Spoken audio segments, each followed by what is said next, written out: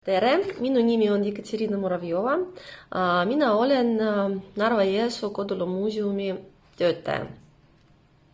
Ja siis täna ma räägin projektist Narva-Jõesuu virtuaalkaardi ja virtuaalnäituse loomine.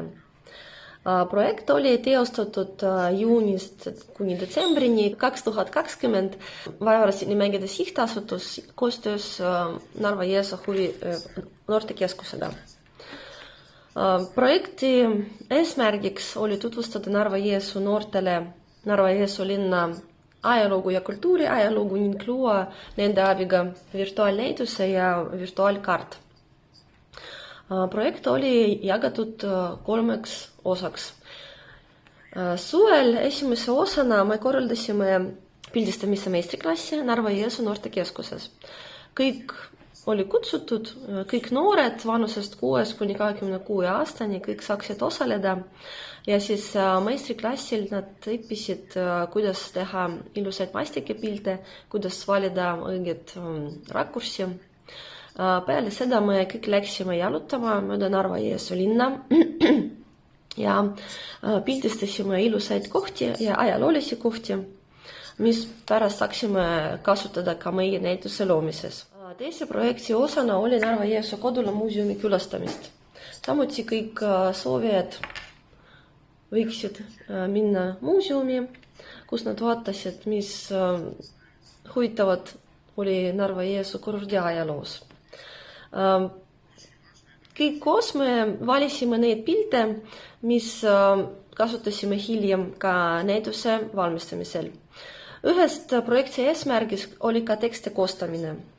Tekstid, mis lähevad ka piltide alla. Ja tekste nad peaksid olema mitte ainult informatiivsed, vaid ka huvitavad ka noorte jaoks, kes hakkavad neid pärast lugema. Ja sellepärast, kui me vaatame meie näituse, me saame näha, et seal on siis 2 tekste. Esimene tekst on lihtsalt, mis annab üldist infot selle kohta. Ja teine tekst on niisugune väike vihje, mis huvitavat saaks teha seal. Ning meie projekti kolmaks osaks oli ka virtuaalkaardi loomine. Selleks me kasutasime need samad pildid, mis oli pildistatud ka näituse jaoks. Ja niimoodi igaüks, kas turist või kohalik elanik, saab selle kaardi vaadates ka jalutada Narva-Jõesuu linnaringi. Kuidas siis saab tutvustada meie projekti tulemust kõikidele? Noored Narva-Jõesuu noortekeskuses lõid ka QR-koodi, mis me panime ka kruusi peale. Ja siis QR-koodi vaadates saab ka näha linki, mis viib näituse ja kaardi leheküljele.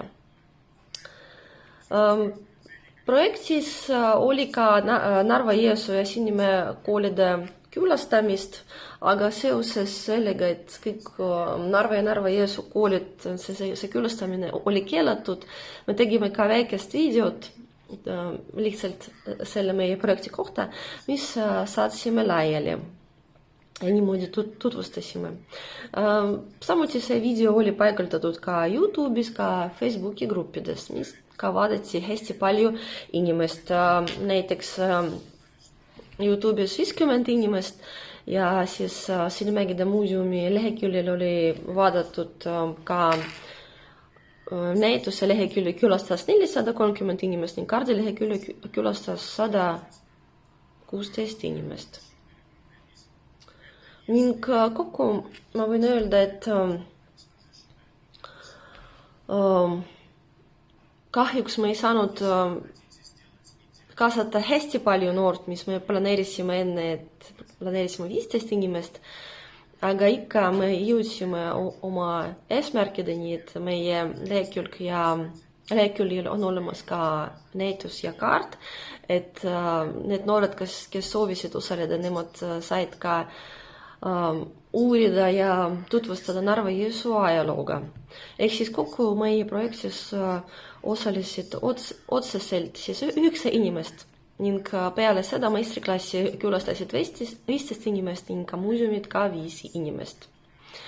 Noortega meie jaoks nagu muuseumi jaoks oli väga huvitav koostöö noortega, et arutleda nendega, mis oleks huvitav ka nende jaoks ja mis pilte saaks valida näituse jaoks ja see koostöö oli väga kasulik ning juba planeerime, et tulevikus me teeme ka turismimarsruut ehk siis mingi maastikumängu Narva-Jõesuus, et noored ise teevad ja muuseum aitab.